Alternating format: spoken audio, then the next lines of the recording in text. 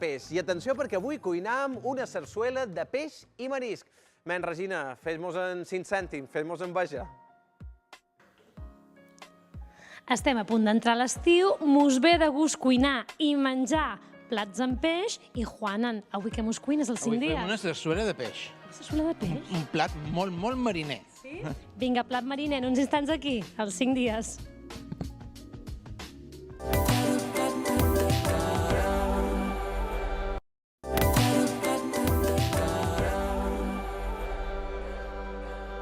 Ja tornant aquí, arriba el moment d'obrir la nostra particular peixateria, perquè avui el nostre peixater, en José Martín, mos du tota una sèrie de peixos per un plat molt elegant. José, com estàs? Què tal? Bones tardes. Mem, què mos prepares avui amb tot això que tenim aquí? Perquè plat elegant, plat de festa, plat que no podem menjar cada dia...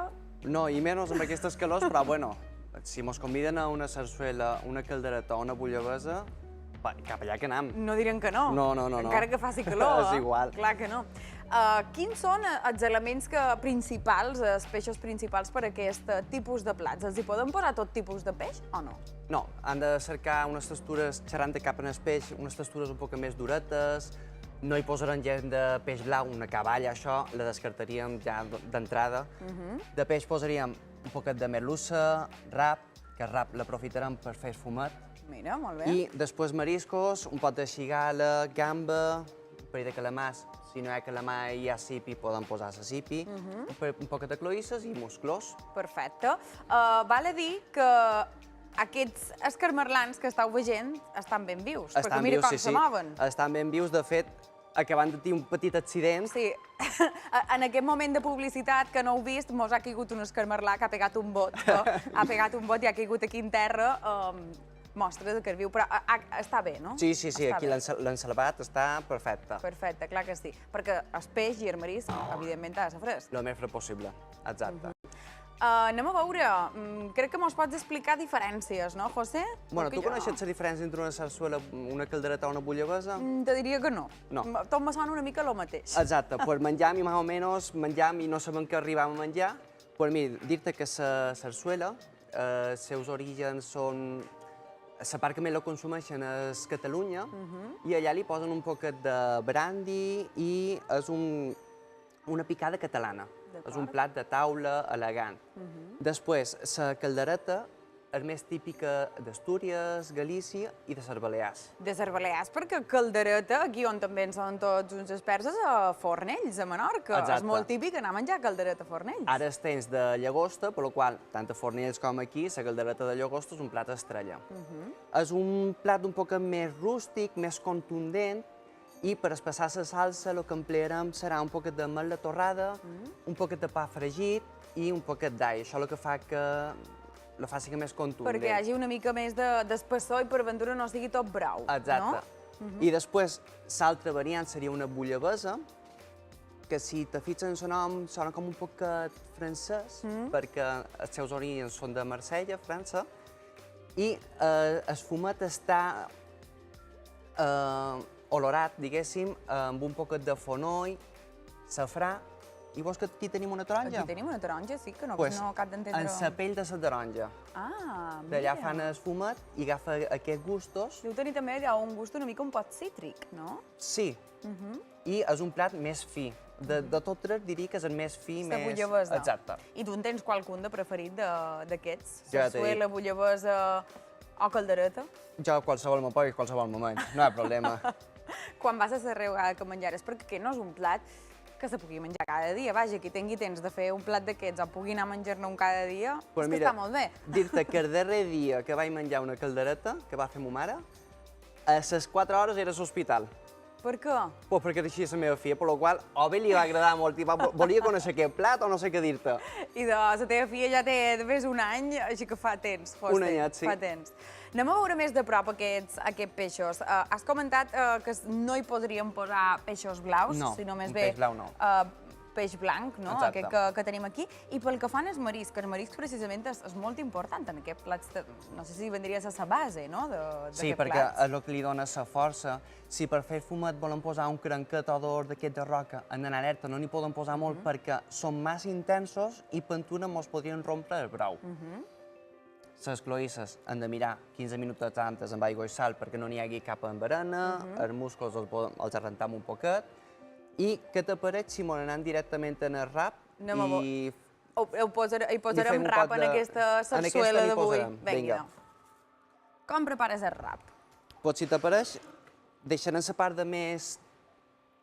He vengut ben armat, però avui emplearem marguina molt petit perquè no volem esquitxos. No volem esquitxos, aquest ganivet és ben grossa. El primer que fem és, li traiem la pell fent una creu.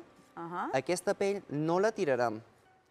Tu saps que nosaltres ho aprofitem tot per brou, per la qual la pell l'aprofitaríem per posar en el brou.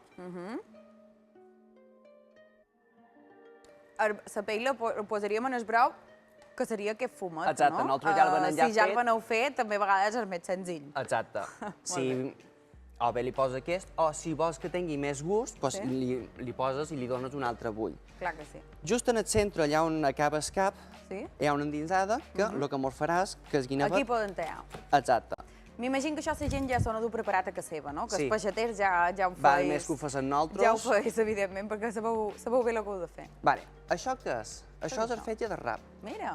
La caldereta, juntament amb les meles torrades, sall i el pa frit, hi posarem el fetge. Mira, això també li donarà més consistència, no? Exacte, li dona un toc molt bo, molt interessant.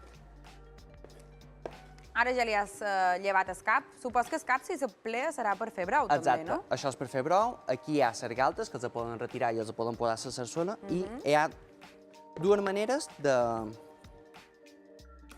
Ara el que volem és aconseguir els lloms, no? Exacte. Normalment, la gent per fer una sarsuela me demana teades. Molt bé. I les teades, un pic que ja tenim tot preparat, seria tan fàcil com fer això. I així ja tenim aquests lloms, no? De rap. Les teadetes, però... Té com una espina... Bé, té l'espina d'enmig, que després això és un osset, se li lleva, no? I què és el que m'agrada a mi fer? Doncs treure-hi lloms i de cada llom Ah, clar, tots són petits. aquests medallons i te queda així, fora cap espina, i per jo la presentació del plat és molt més bona. Així que no en sos que al final t'acaba ballant dins el plat, te molesta perquè l'has d'agafar, te l'has de treure de la boca, mentre que així, tamany bocadito, per jo és ideal. Perfecte, clar, perquè a més això és un plat de cuera que quan vas a agafar-ho ja directament pot venir tot el tros. Segons quin puesto no pots anar amb les mans i queda fei. No queda bé. No queda bé. Un altre dia, José, mos podràs ensenyar com s'ha de pelar bé tot aquest tipus de marisc, perquè això és un altre. Això quan no te donin pelat i siguis segons molt elegant, és molt complicat. Són ben vius i, a més, m'havies comentat que han d'anar alerta en els escarmerlans. Per què? Perquè la pinça, si mos agafa una de les pinces, una agafa i l'altra talla, indiferentment. I de ben alerta, eh? Indiferentment, la que mos agafi mos farà cridar, perquè fa molt de mal. Fa molt de mal. Fa molt de mal. Tu ho deus saber ben, això. José, com sempre, un plaer. Moltíssimes gràcies. Gràcies a vosaltres, com sempre. I en tots aquests ingredients hem anat fins a l'Institut Guillem Colón Cases Noves de Sóller perquè el professor de cuina Juan Fernández mos faci aquesta sarsuela de peix i marisc. Davant els fogons també hi tenim Regina Lanyà.